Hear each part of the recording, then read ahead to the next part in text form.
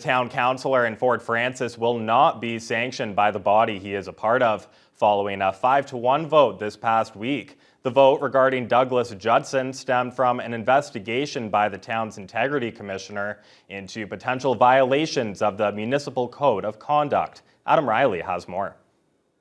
Douglas Judson was facing sanctions following a series of comments he had made on social media while council was receiving public comments on the proposal to change the names of Colonization Road East and West in the community.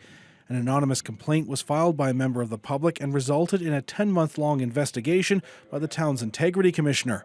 In his report to council Monday, Daryl Matson found all but one of the complaints filed against Judson were unsubstantiated, the sole exception being the councillor's reattribution of a public statement by a Flinders Place resident to a white senior citizen.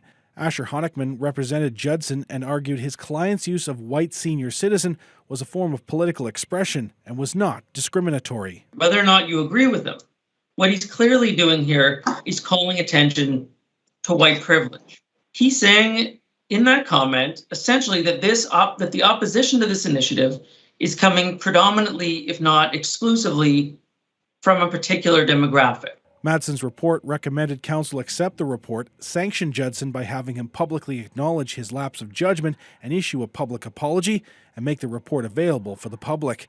But when it came time for council to make its final decision, members were divided.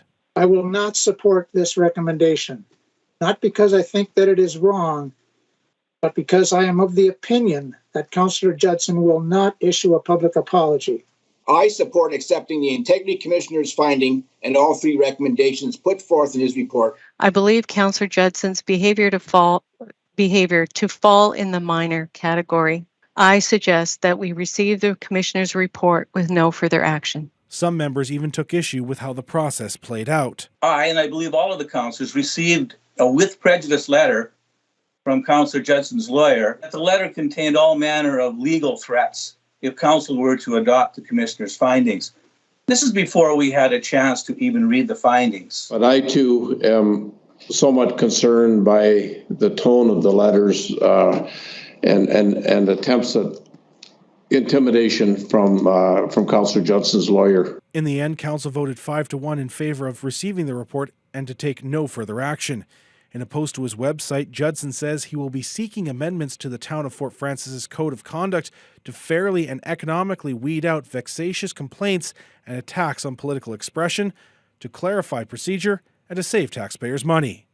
Adam Riley, TBT News.